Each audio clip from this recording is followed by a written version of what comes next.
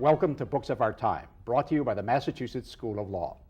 Today we shall discuss a book on how to improve higher education called Making the Most of College. It was written by Professor Richard Light of Harvard after a years-long study involving hundreds of professors and students. With me to discuss his book today is Professor Light, and I am Lawrence R. Velvel, Dean of the Massachusetts School of Law. Dick, thank you for coming up here today, driving all the way from Cambridge, Massachusetts. A pleasure, Larry, a pleasure. Not in that snowstorm, it wasn't. Why don't you start off by telling us how this book came into being? What was the origin of the process of the project? How did it come about? Who sponsored it? Who encouraged it? How did you get involved? And so on and so forth. It's an interesting question because it shows the answer to your question will illustrate, I think, how life has its unexpected moments and its surprises. I'm a regular full-time faculty member at my university at Harvard, and one day in the fall of 1986, this is the real answer, how it happened, almost verbatim. In the fall of 1986, I got a call from my then president of my university, a gentleman, distinguished gentleman named Derek Bach. And when he called, he simply asked me this question. He just said, Dick, tell me, I am very proud of our wonderful university. I'm proud of Harvard College. Who around here is systematically examining what we do well and what perhaps we don't do so well? Why did he call you? Well, actually, I suppose the honest answer is I'll never know exactly why. I'm guessing. My background is I am trained as a statistician. I have a PhD degree in statistics. I teach educational policy research. I care a lot about education, and I work on my teaching. So probably the answer is he knew I cared, and I've been at Harvard my whole adult life, too. So he knew I cared about the institution. Okay, so he called you and asked you, who around here can tell him what? Who around here is, his exact words, verbatim, who can tell us about the effectiveness of the many things we do? And I remember asking him, well, gee, President Bach, what do you mean the many things we do? And he said, well, teaching. Every college and university in America, not just Harvard, but places very different from Harvard. We all think about improving teaching. Student advising. Most of them don't, by the way, but anyway. Well, hopefully increasingly these days they do. Your book may cause a revolution, but until that happens, many of them don't. But go ahead. Oh, you're very kind. But anyway, so Derek Bach basically said, let's look at teaching. Let's look at student advising. And then he said, most of all, let's look at the quality of student life. And he just said, I think we are present now. We're doing a pretty good job, but surely we can do a little better. So why don't you gather together a group of your colleagues, some professors, some students, some administrators, the dean of admissions, the dean of the university, those sorts of things. Pull the group together and systematically gather evidence about what's going well, what's going not so well, and in the end, what can we do to improve the quality of education at Harvard, and here are the key words, Larry, at 2,000 other colleges and universities across America. Whoa, didn't he care about the 1,500 other colleges? And then Bach was not the only one, right? Rudenstein, when he was president, he encouraged it, and I presume Summers, who is president now, continued to encourage it. That is exactly right. It was kind of an interesting thing. I indeed assembled a group of 65 people. We started doing our work. This was in response. Those are professors, 65 professors? Professors from 24 different colleges and universities, and they ranged from the Harvards and the Yales and Princetons of this world to 3 community colleges, to several large state schools, University of Massachusetts at Amherst, and various other places. So we had a wonderfully diverse in the sense of kinds of institution, group of participants. We met regularly, and to answer your question about Neil Rudenstein and Larry Summers, to my surprise and honestly to my delight, when Neil Rudenstein became president 4 years later, less than 4 years later, a week after he became president, my phone rang. Sure enough, it's Neil Rudenstein on the other end of the line saying, Dick, come on by. I came by and he said to me, I've read the stuff you and your colleagues are working on. I think it's very important. I hope you'll continue. Now, at what point or in what way did professors at other schools, community colleges, you might tell us which ones they were, at what way did they, quote, interact with you? Did they come to meetings at Harvard? How did you do that? Tell you exactly how we did it. We decided, but when I say we, it's not just me, Richard Light. I mean, literally, there were 65 of us meeting, and here's once a month, we met for an evening. We started around 5, we quit around 9. Harvard splurged for the dinner. That was just a small financial contribution to it. But in the end, we had people from, as I say, 24, 25 different colleges and universities. We met once a month. You ask about, for instance, names of places. I'll give you a couple of names. There's a local community college here, Bunker Hill Community College. Oh, sure. Piedad Robertson is the name of their president, a lovely woman. She came. She's out in California now. She is now, exactly. Another example would be from University of Massachusetts at Amherst, a fellow named George Lowry, who was in charge of all their institutional research. Plus, again, just people from other, Boston University, Harvard, Yale, Princeton. Just because it's interesting, if true, Bunker Hill Community College is fundamentally a minority student school, isn't it? Absolutely right. Largely minority student, largely blue collar, largely first generation. It is frankly a pretty different place from the Princetons of the world. Yeah, okay, so you had a whole and you said in the book two things. First, that it was very important for professors to not only to participate, but to plan and direct the study. And you also said, so it's two questions I'm asking, you also said that students participated extensively in the execution of the study. Why don't you tell us about both of those points? Absolutely. One of the first decisions that we, and again I repeat this is important for the audience to know, when I use the word we, I mean all 65 of us, we sit around and discuss these things. That was how we spent our time, how we spent our evenings. One of the first things we decided is the best way to understand. Can I ask you a question? Of course. 65 professors and you got anything done? That's a very interesting way to put it. There was a certain amount of chaos at the beginning, and then I began, just hammering the table and just order here. Anyway, imagine one of the first questions we asked is, how do we really get a handle on what kinds of experiences students are having inside the classroom, outside of the classroom, and so on? And we decided to do something that we frankly we stole the idea from the private sector, from industry, and that is ask the customer. Now, some of my faculty colleagues are offended when I use the word customer to describe students. But the fact is that we, in fact, asked students. And the punchline is, when all is said and done, over a period of years, we have now interviewed 1,600 undergraduates one-on-one, in depth, for 3 hours each, and asked them in detail about their experience. The goal always is to try to learn what has gone well, what has gone not so well, how do we do things better. To answer your question about how did we involve all the students, the question, your question really is we pose the same dilemma, and that is, who will do all these interviews with the undergraduates? Well, I'm busy. I've got a day job. I teach my classes. I've got, you have a day job. We work. So the question is, well, who'll do all these interviews? I could do a few, but I cannot do 1,600 one-on-one interviews. So we decided. I was not smart enough to think of this. Someone else thought of it. So actually, a student who was participating in this room, students said, very simple, let's use undergraduates. And so we paid undergraduates $8 or $9 an hour, whatever it was, trained them how to do interviews, and had students interview their fellow students with a very carefully designed questionnaire. That was an enormous help. One of the things that's very interesting in the book is the anecdotes you use, the stories you use that were told to the interviewers by students. And you find these anecdotes to be of enormous importance, even though one could say two things. First, you are trained as a statistician, and anecdotal evidence is death to statisticians. And secondly, anecdotal evidence is looked down upon. It's very pejoratively received by the academic world. They want statistics. So explain why you found these all this anecdotal evidence to be so interesting and important. Funny you should ask. My wife is a clinical psychologist, and at home we talk about this all the time over the dinner table. Here I am, the numbers man, and my wife is the, let's deal with the feelings, let's deal with the anecdotes, and so on. Let me share with you, I'm going to put you on the spot now, Larry. You didn't know I was going to ask this question. You don't know that I may not answer it. And if you don't, I'll hope it along. Here goes. Do you happen to remember that about 4 or 5 or 6 years ago in America, and I'll bet some of the viewers will be able to answer this question, there was a little girl in Texas who fell in a well?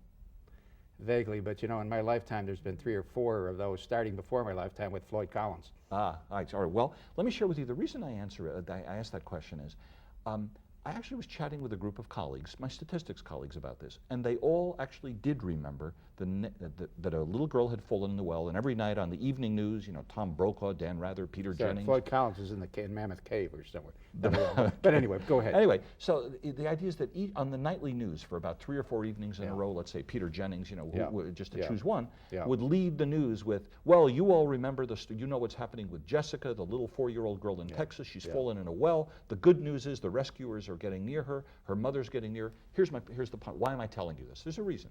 The reason is, almost everybody I ask this sort of at least vaguely remembers its occurrence. Suppose Peter Jennings or Tom Brokaw had started that same evening with newscast instead of the story of Jessica who fell in a well. That's an anecdote in a sense. Yeah. Suppose they'd started with, interesting data were issued today by the National Safety Council. 246 American children fall in wells. Now, moving on to our next story.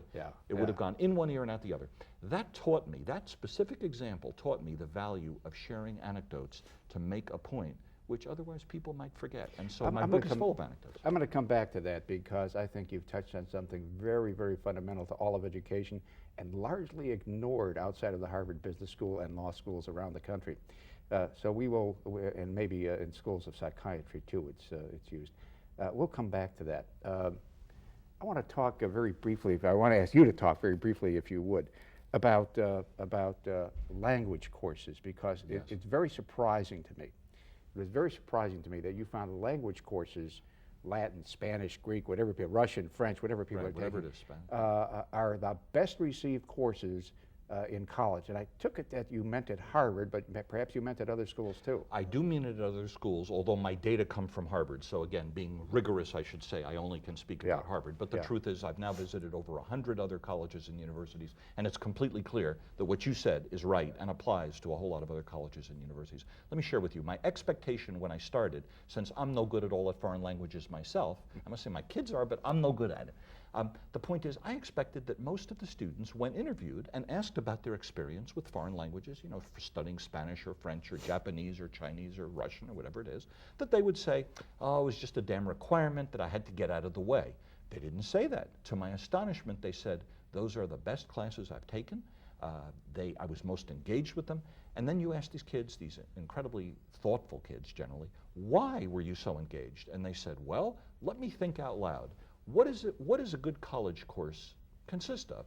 First, it should be reasonably small so that there's nowhere to hide.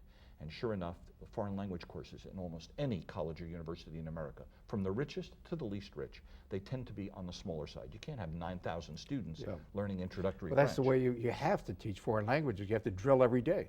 Exactly. And that, what you just said, interesting point, it brings me to a second thing that these students said. They said, not only are the classes small, but the professor constantly forced them to talk, which means, again, to quote some of these students, quote, I couldn't hide, unquote. Now, you know, hiding, just to interject something. I am shocked when I watch Bookspan on the weekends. I'm shocked virtually every day in life by the extent to which this has become an enormously reticent society. People, when a speaker is done speaking and asks for a question, you are greeted by a resounding thud of silence. And I think that the students are somehow reflecting that, and I'm just shocked. It's not what I knew when I was a kid. And I didn't live in a particularly intellectual area, go to particularly intellectual schools, but this is worlds different, and the kids, I think, are addressing that in a way.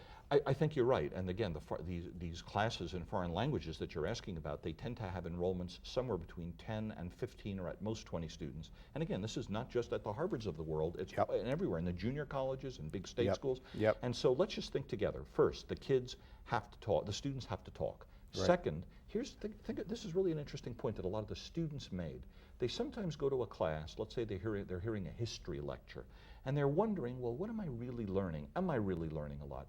Well, in a foreign language class, you walk in the first day and you kind of can't speak French. By the third class, you're beginning to learn certain words and certain verbs and so on. And you're saying to yourself, by golly, I know I'm learning. I mean, I can tell. I now can write a sentence, and I know full well 2 weeks ago I could not write a sentence.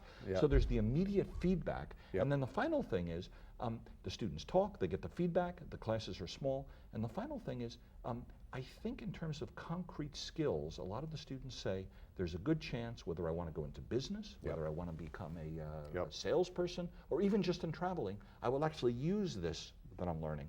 And so that means a lot to them. It was for me a big surprise. Yeah, and I suppose globalization of the world has something to do with that, quite obviously. Another point, well, I mean, this book is just filled with points of a great, not only great interest, but I think of enormous value for the educational world, which incidentally, I think probably needs these points, because you make, one thing I forgot to ask you about, but you make the point right at the inception of your book, that you were horrified when people said, our philosophy is we get the best students we can, we get out of their way, we let them fend for themselves. And that is the kind of thing that this book is aimed directly against, isn't it? Exactly. And now here, let me say something a bit personal, and that is, I have now my kids are, I have 2 daughters. They're both now grown. But when this work started back in 1986, they were both in early high school. So they were on the verge a few years before college. I had no idea where they'd go to college. They had no idea where they'd go to college. And I remember, what did I want for my daughters? I wanted them to attend whatever college it is, where they would get some attention, where they'd get good advising, where someone would care about them, instead of just this attitude that so many colleges today continue to have. I think, frankly, not my own, and there are many other good ones, who care about students. But there are an awful lot of colleges who just say, we'll admit our 2,000 students and good luck to them. May they prosper. My reaction is, as a tuition-paying parent, which I was for many years, that's not what I want for my daughters. Yeah.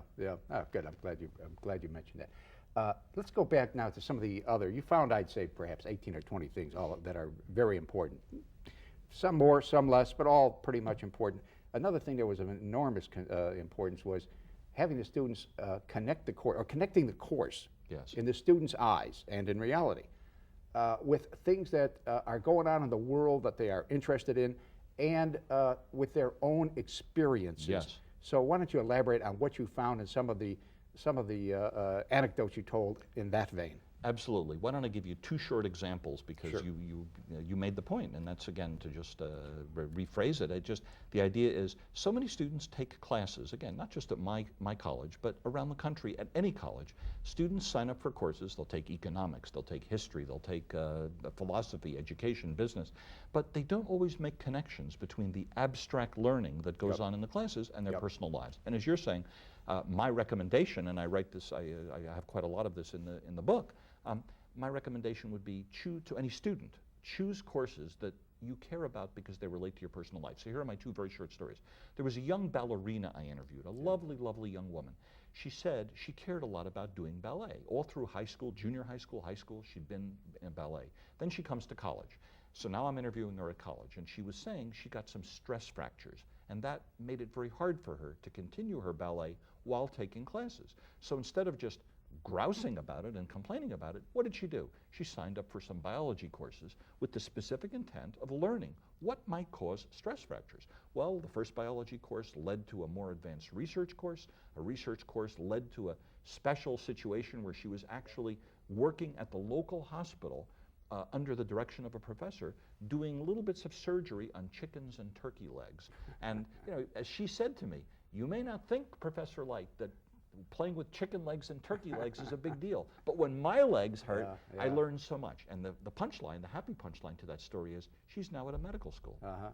Studying to become an orthopedic surgeon, I understand? You have an amazing memory. That's exactly right. She's now studying to be an orthopedic surgeon. And when I asked this young woman, what did it all mean to you, she just said, I know I have many friends who are going to graduate college and they're going to go to medical school, but deep down in their hearts, they don't really quite know why.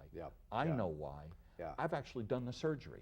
I know exactly why I want to go to medical school. A lot like the story of Judah Folkman, if you know the history of Dr. Folkman with his cancer research. In any event, the other story that I thought was remarkable, and if anything even more widely applicable, was a story about the class that was studying John Stuart Mill and Edmund Burke, and did it in the context of affirmative action. Why don't you elaborate on that a little bit? Sure. This will take a moment, but it's a powerful story, at least for me.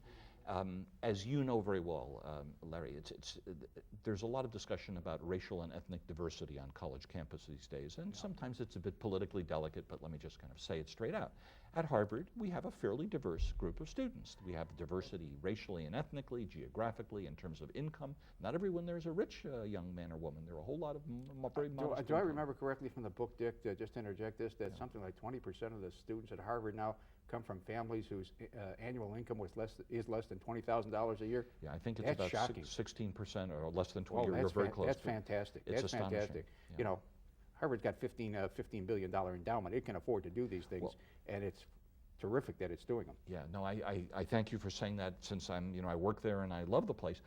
You're right, it's ironic. I think a lot of people may feel, gee, Harvard is some sort of large, arrogant institution. The irony is, Harvard is a place, and there are a number of others, that can afford, because we are well off financially, we can afford to offer scholarships and financial assistance to people from low-income backgrounds. At any rate, to answer your question about John Stuart Mill and Edmund Burke and so on, a young man, when I asked him what was the most powerful class he took in his 4 years at Harvard, he was on the verge of graduating, he told me about a class where there was, as a luxury, there were 7 students, it was kind of senior year, and the 7 students, there were 4 white students, a black student, a Latino student, and an Asian student. And they were reading kind of, I'll call them political philosophers, Max Weber, Durkheim, Sigmund Freud, John Stuart Mill, Adam Smith, and so on and so on.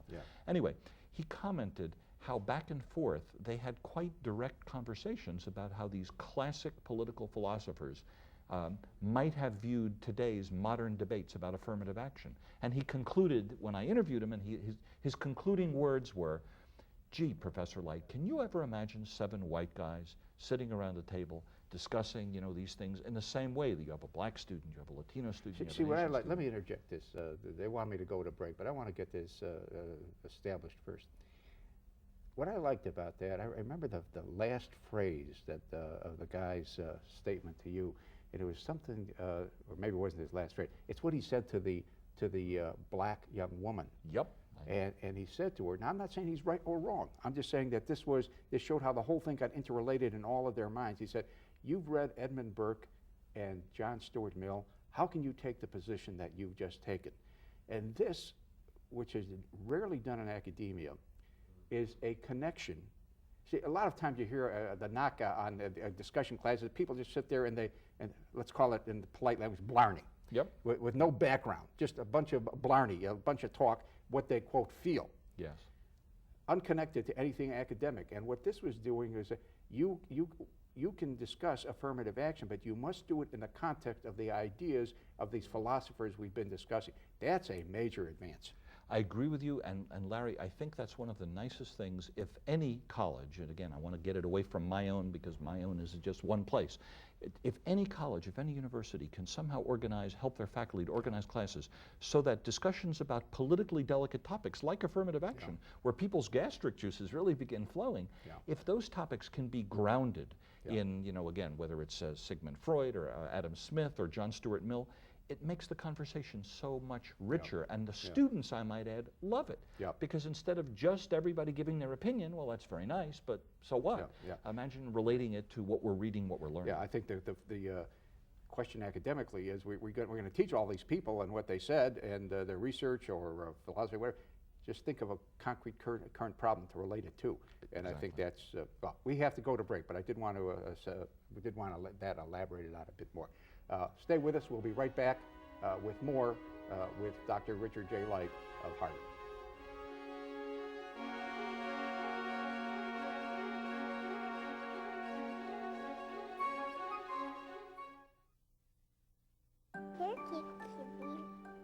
Before you know it, she talks. Before you know it, she walks. Before you know it, she knows you. Before you know it, she has a heart. Before you know you're pregnant, when your baby's no bigger than a grain of rice, before she's a twinkle in your eye, that's when you need to take folic acid every day. After that, it's too late to prevent some serious birth defects. Folic acid now, before you know it. What inspired David to spend a lifetime exploring distant planets? Star Trek. What inspired Nicole to bring new life into the world? The first time I saw St. Elsewhere. And what inspired Stephen to risk his life for others? Hill Street Blues. Television. Who will it inspire next?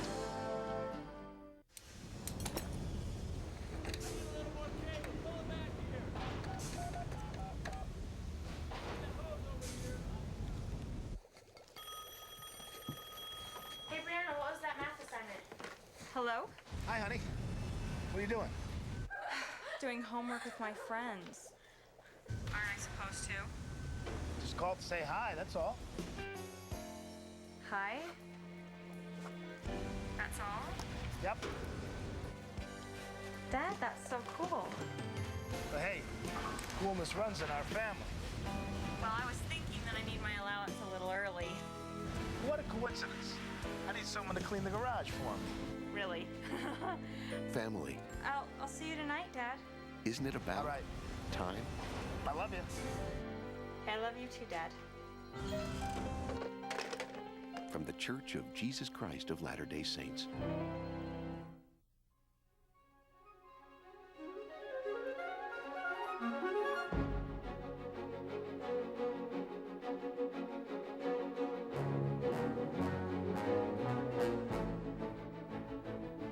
Welcome back. We're here with Professor Richard Light of Harvard discussing his book on making college better. Now, Dick, one of the major points in the book is that the university is not structured really to take account of the fact that problems don't come neatly packaged as just an environmental problem, just a political problem. Problems problems have ramifications across a whole variety of fields that are separately taught in the educational world. Why don't you elaborate on that and on what was done, for example, with particular regard to the acid rain problem at Harvard to try to overcome this? Yeah, your question, it points to something where I think American colleges and universities, again, not just mine, but a whole lot of others, I mean hundreds and hundreds of others, are changing in an important way. And I'm guessing that some of the older folks, perhaps watching this, may or may not know about the extent to which these changes are taking place. Think about how a college is organized. It tends to be organized by departments, and you can almost predict there's a department of economics, a department of history, a department of psychology, and so on. Well, then let's think about the social problems that face America and indeed the world today. The most obvious example, as we sit here today, terrorism. Well, so what department does that fall in? Is it history? Is it political science? Is it law? I mean, just it transcends departments. Religion? Religion, heaven knows religion, it's a great example. All right, a second example is the one you raised, acid rain. Well, acid rain, it's a bit political. It certainly has something to do with biology and chemistry. It has to do with economics because, do you want to reduce acid rain, but then maybe you lose jobs? All right, what's the point? The point is, increasingly at universities, students are saying, when you ask them, I mean, just flat out ask them, what they say is, the best courses we're taking, the most valuable courses we're taking, are courses that are interdisciplinary, multidisciplinary. They go above, they transcend any one department. They're not just in economics, they're not just in history, they're not just in psychology or sociology or English. Rather, they are multidisciplinary in the sense that you literally have people from multiple departments, 3 or 4 different groups of academic disciplines, leading a conversation. It can be a large class or a small class about a topic such as acid rain, or a topic such as terrorism, or a topic such as justice. What is justice? I mean, it just, that's not an easy thing to pigeonhole into a department.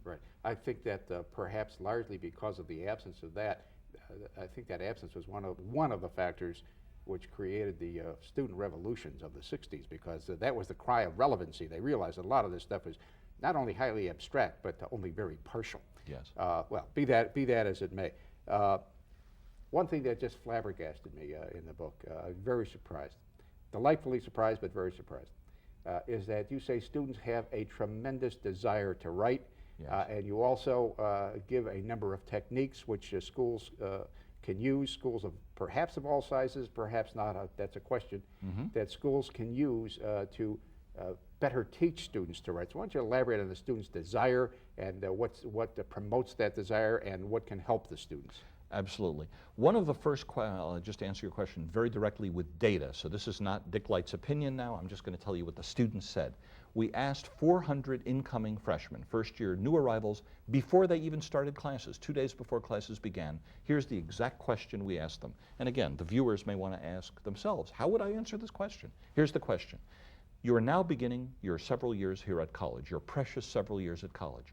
Of all the skills you can think of, public speaking, dealing with technology, communications, whatever it is, of all the skills you want to improve, which one do you most want to improve? Which one matters the most to you? Well, to get to the end, what did we learn? To my astonishment, remember I teach statistics, Yep. so to my astonishment, Larry, as well as yours perhaps, the students overwhelmingly said, we want to improve our writing. And these were incoming freshmen? These were brand new incoming young freshmen, Yeah. exactly. Yeah. And remember, no X to grind for me, I teach statistics. I would not have predicted this. Now let me ask you something, Dick. One of the things that, first place, I was mistaken. I thought that they were further along in their career. I'm even more surprised when I hear that they are incoming freshmen. Is this really translatable to other schools, to community colleges and so forth? The desire of students, I'm not saying the techniques, but the desire at inception to learn how to write, isn't this to some extent? Let me ask you let me wrap a number of things into this question. Fine, good.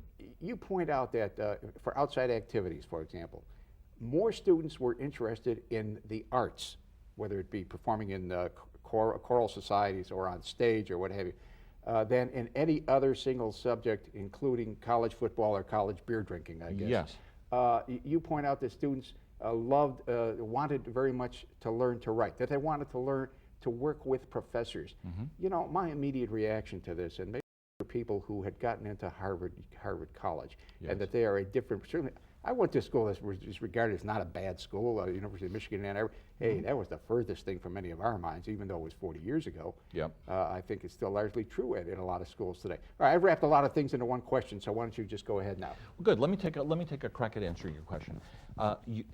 The caveat, the hesitation you expressed, which is, gee, maybe this is all unique to Harvard. You know, how about the other 2,000 American colleges?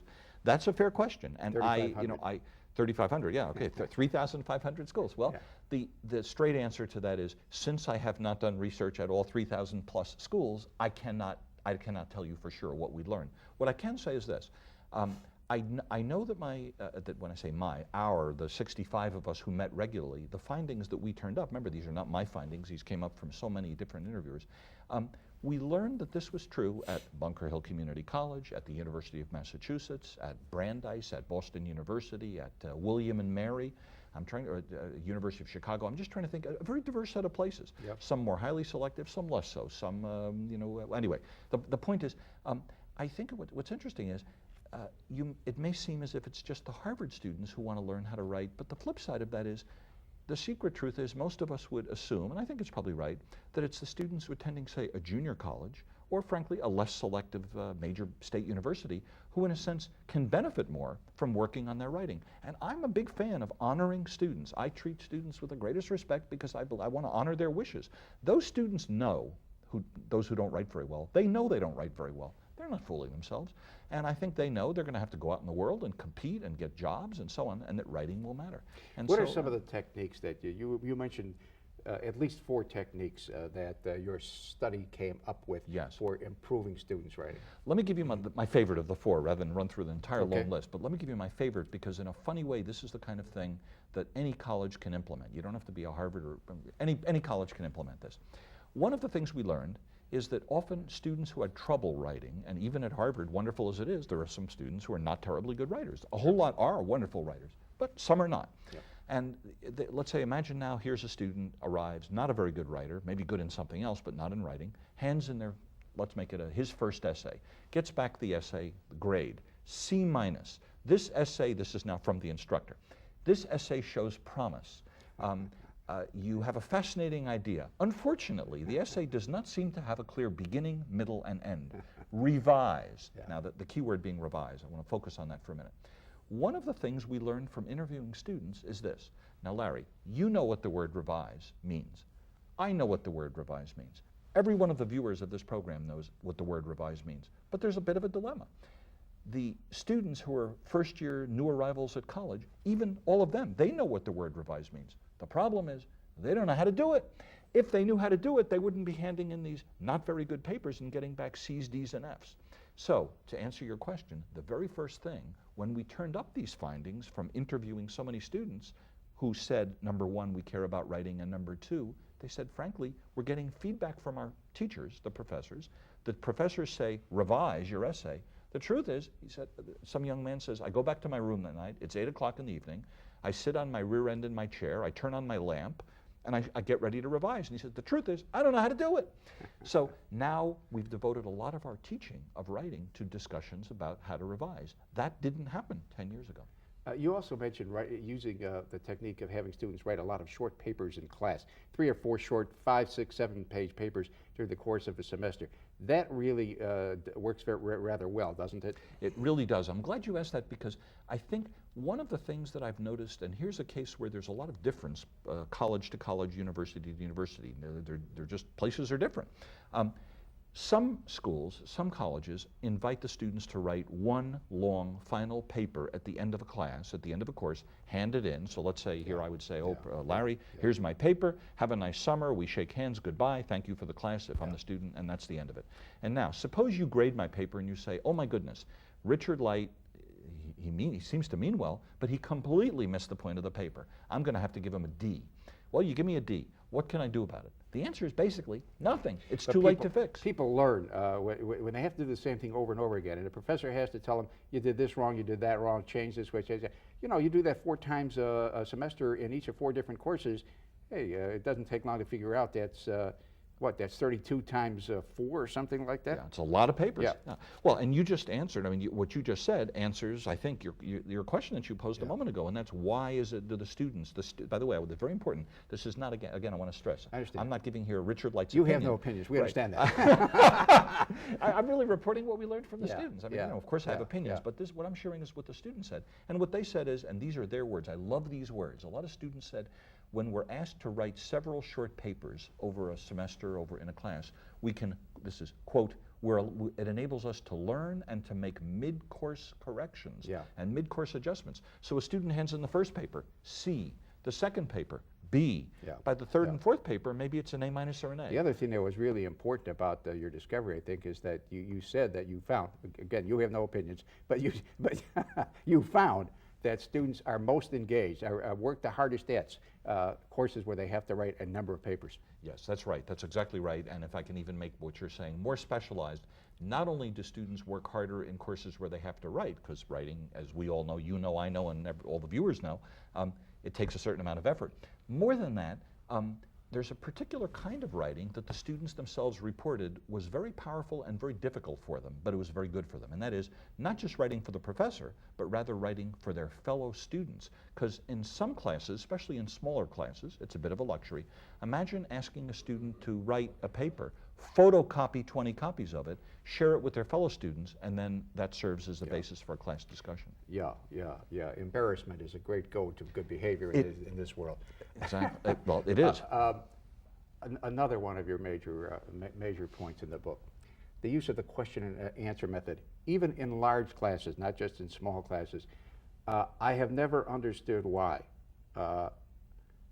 Academics seem to think that the way to teach is to stand up there and lecture at people for an hour on end instead of engaging in what a Harvard Business School professor, Roland Christensen, who's now deceased, he was a university professor, higher than which you cannot go at Harvard, unless you're president. He used to write books on discussion teaching. He even made a believer out of a guy who happens now to be dean of the med school at Harvard. I've never understood why there's not more of this discussion teaching, this question and answer discussion, call it what you will.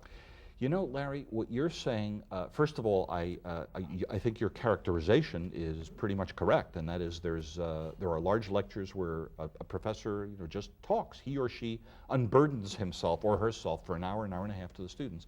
And let me guess why that might happen. I think it's as simple as, if you ask who tends to teach at colleges, it tends to be people who, they go to college, they're good at it, so they say, well, I think I'll go to graduate school and maybe study for a doctorate. They do that. I mean, that's what I did. A lot of my friends did it. We got a doctorate, and then I say, gee, I'm enjoying this. I'm pretty good at it. I think maybe I'll get a job as a professor. So I begin teaching. Now, here's my question for you. Who trained me, who taught me, who worked with me to become a good teacher? And the answer is, frankly, no one. I was thrown in front of my first class. I had 40 or 50 students, and there I was at age 27 or 28 or whatever I was, as a young, slightly nervous, slightly awkward fellow. Right. And there I am, I mean well, I try hard, but no one had ever said the Right. points you're just making to me. Yeah, there's been no teaching of how to teach. Reminds me of an old phrase that goes something like ontogeny recapitulates phylogeny, which is not exactly right on, but you know, the key word is recapitulates. It just keeps happening over and over again. Yeah. Another thing that's of enormous importance, by the way, I have to say that for all the problems of law school pedagogy, Yes. and I think law school pedagogy is among the worst in the world. We're trying to change it at our school, but we're, you know, as Fulbright once said about the world, you just tend your little garden. You can't alter everything everybody else does. One of the things that always struck me as the one good thing about law school pedagogy was that it's based entirely on the question and answer method, to the point where it actually becomes savage when not handled right, and that's bad. But when done in more of what Christensen called a discussion method, I've often wondered why even schools like Harvard didn't learn from its own law school, which has been the premier law school for 120 years. But well, be that as it may. We're going to have to go to break in just a minute, but let me pose the question to you before we go to break. Sure. You point out that two of the things that the students regard the most highly is when professors teach them the value of evidence, Mm-hmm. and when professors teach them, or they learn the hard way, that college involves synthesization of ideas, contrasting of ideas, not simple regurgitation the way high school did. And so when we come back from the break in just a moment, I'd like you to address A, what it is that students are learning in these particular regards, and B, what does it say about American education Yep. that students have to come to college in order to learn that learning involves more than regurgitation, and in order to learn about the other point, the value of evidence, and are all colleges really teaching these two very important things? Well, let us go to break for just a minute, Dick, and we'll be right back, and you can answer those when we come back. To the audience, stay with us. Professor Light will discuss these subjects as soon as we come back.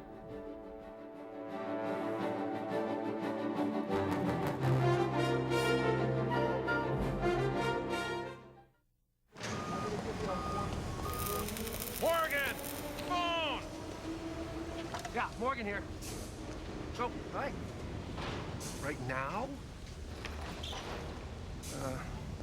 Okay. The eensy-weensy spider climbed up the water spout. Down came the rain and washed the spider out. Out came the sun and dried up all the rain.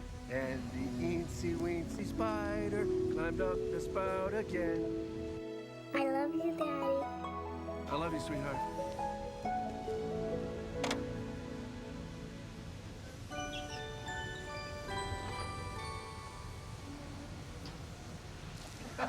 Family. Isn't it about time? What can I say? It's my girl. From the Church of Jesus Christ of Latter-day Saints. You know how inquisitive kids are. That's why you store sharp objects in a safe place. Keep medicines out of reach. And if you have a gun, you keep it unloaded and locked away. As concerned members of the television community, we urge you to be just as careful with television. Kids don't always know what they're watching. That's why you should. Kids aren't afraid of other kids. Or people with different color skin. That's because kids know there are other things. Worse things. Bigger things to be afraid of. Like monsters from outer space! Remember, friends come in all colors.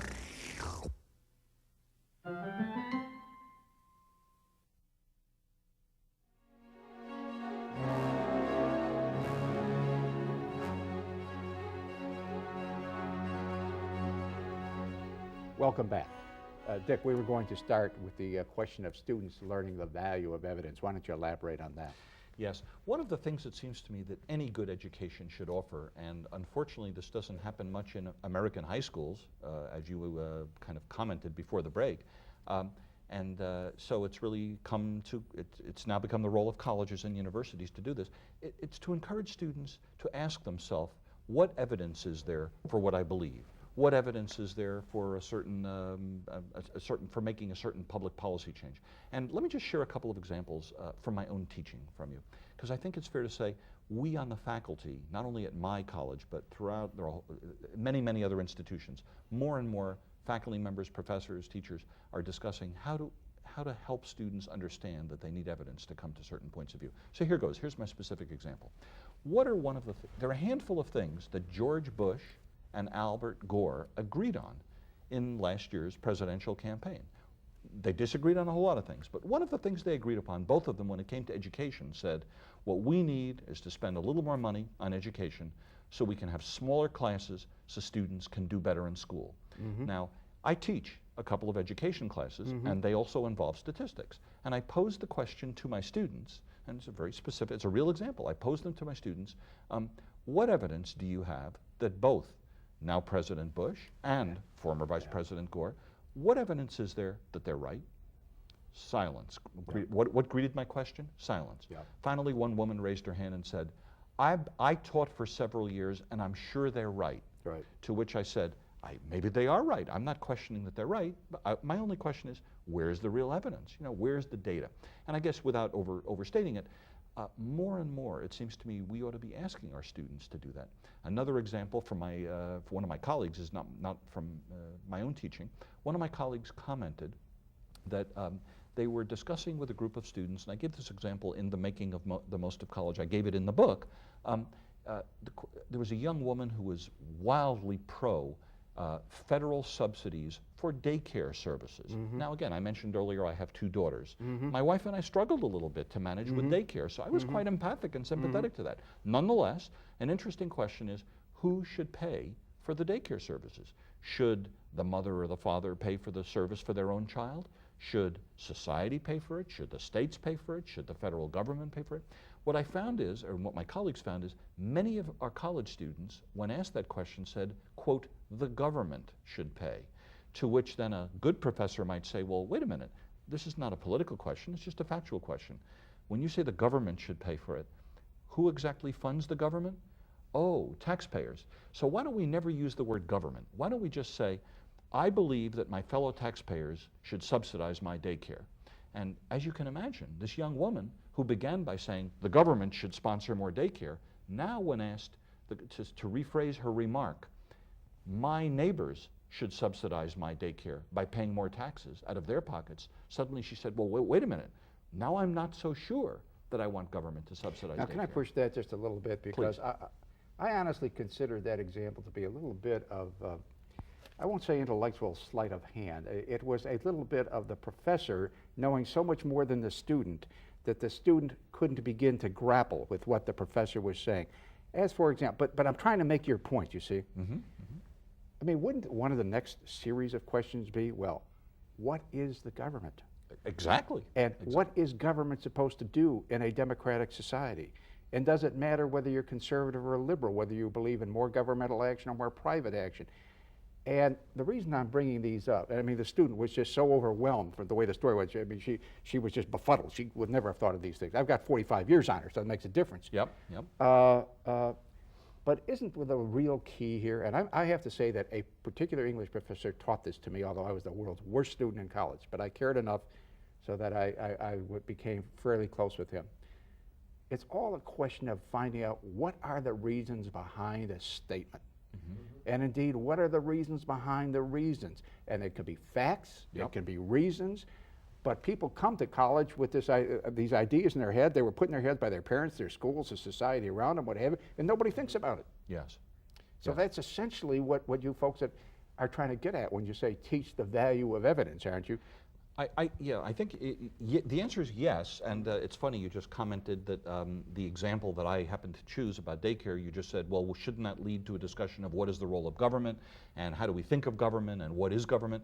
I remind you, where do I teach? I teach at the Kennedy School of Government. So your question hit the jackpot, and I'm not even sure you knew it did. I didn't. You truly hit the jackpot without even knowing it. But you know, what's interesting is, let me share with you a question that many, many of us on the faculty have discussed, and we routinely ask our students, and the students have a very hard time with this. And I'm guessing if they have a hard time at Harvard, they have a hard time at most places. Yeah. Here's the question. Imagine a student makes an assertion such as, what we need to do is spend more money on American education. That will improve student performance. My favorite question, and that of many of my colleagues, goes something like this. What evidence would it take to change your mind? Yeah. and you know, many students they're absolutely flabbergasted by that question. They just, you know, let's see now, what evidence? There's no evidence. Well, I must say that's not a good answer. There's no evidence. That does not suggest an open mind. And so one of the or lack of imagination. Exactly. Yeah. And one of the things, therefore, my faculty colleagues and I try to do, and I've seen this at many, many campuses at all levels, in all different places, at all states around the country, many, many faculty try to do that. They press the students at college, and this is not done so much in high school, interestingly, but they press the students with a general question, and that is, basically the question is, what would get you to change your mind? Yeah. And if a student says nothing, that does not suggest an open-mindedness or a willingness to consider new ideas. It's not good. Yeah. And I think that's one of the points of college, to get people to reconsider their firmly held views. Yeah, and if you ask me, quite honestly, I think it should be one of the points of high school. But hey, what do they say? Vox clamante in deserto. Be that as it may. Another thing that you talk about that is a revolution. It's a sea change in the way people are thinking about higher education. Is this: when I went to school, when you went to school, everybody did their work by themselves, alone. If you collaborated with other people, that was cheating. Yep. And now they're encouraging people to work together extensively. If I remember correctly, I may not be right about this, this occurred because people noticed that some students of Asian American descent were doing so much better on math.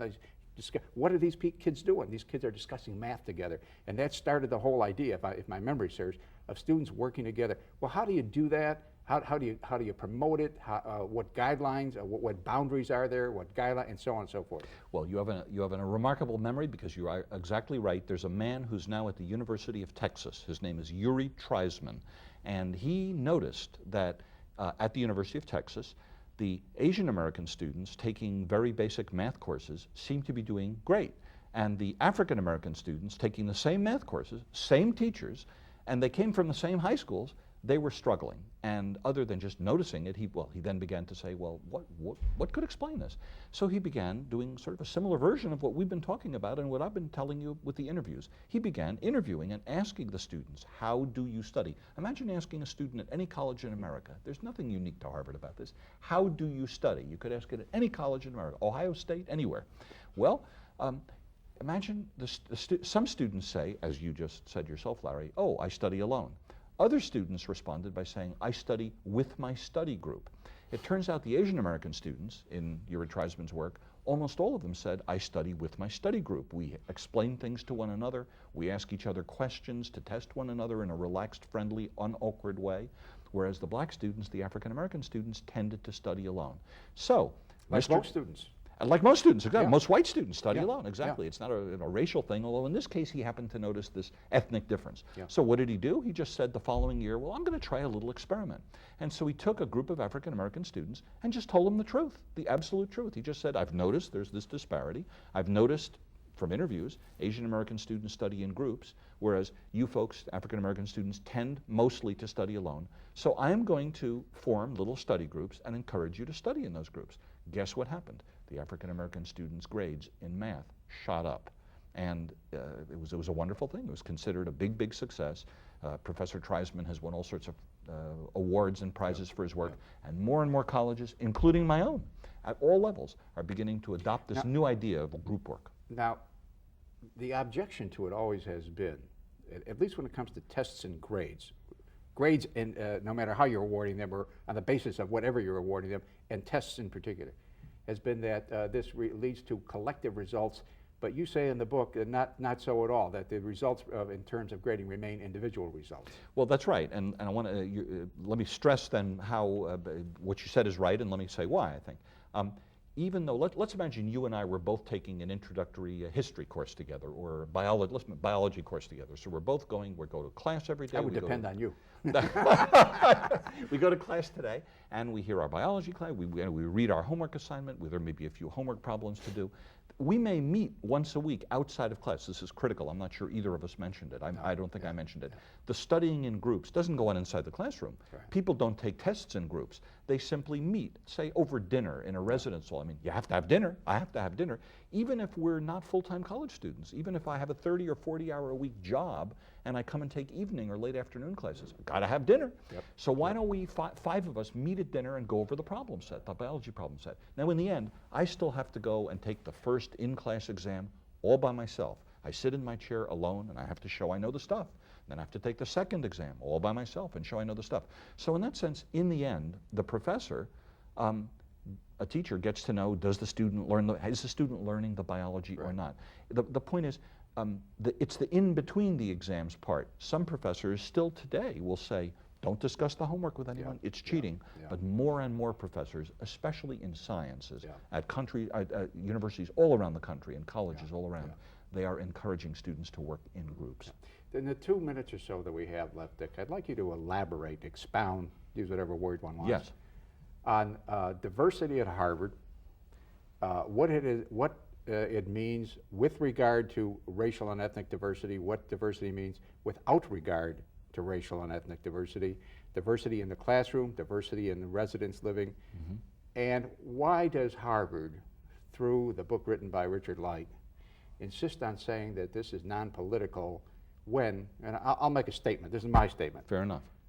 I think that Harvard's position is widely regarded as the liberal position. Yes.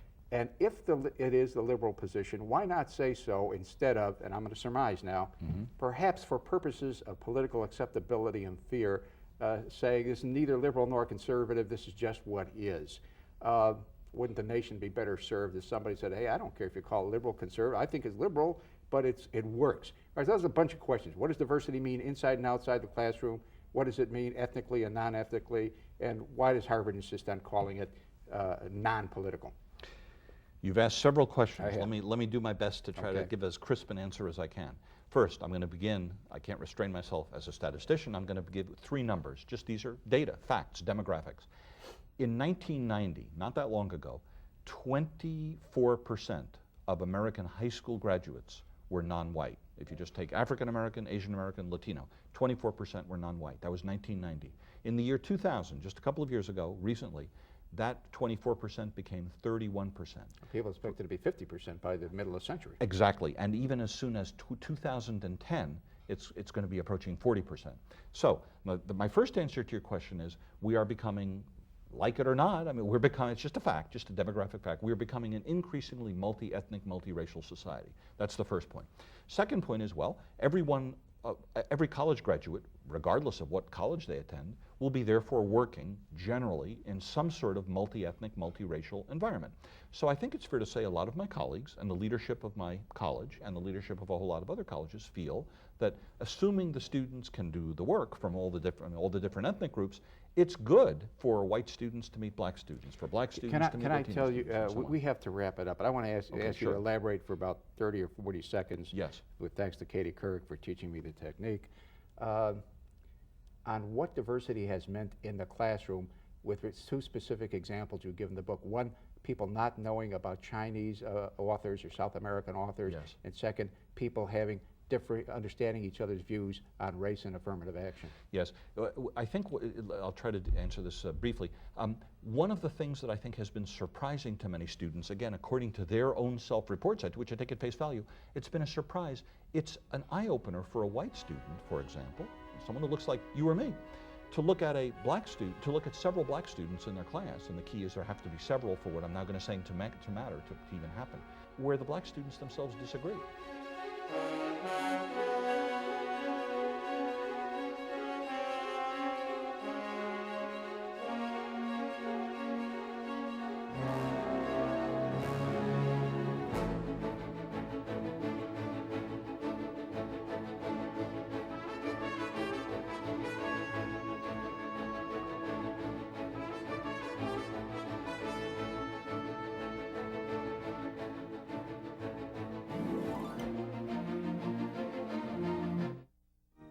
You know, I was there when Dr. King shared his dream with the world. I have a dream today. And I was there when we launched men to the moon. Lift off. I was even there when Mark McGuire broke the home run record. Yep, I've seen a lot in my day. Thanks to television, of course.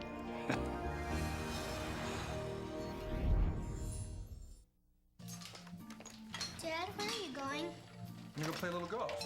Why? Because it's Saturday, and that's the day that Dad plays golf. Why? Because I really like golf. But why? Well, good question. Because most of the time I just spend the day chasing a little white ball around the course. Why? Well, usually it's because I hit the ball into the rough or out of bounds. Why? I don't know. Sometimes I wonder why I even took up this game. Maybe I'll cut back a little. Why? Well, for starters, maybe I could spend a few more Saturdays doing something with you. Hey, Dad. Huh? When? Family. Isn't it about time?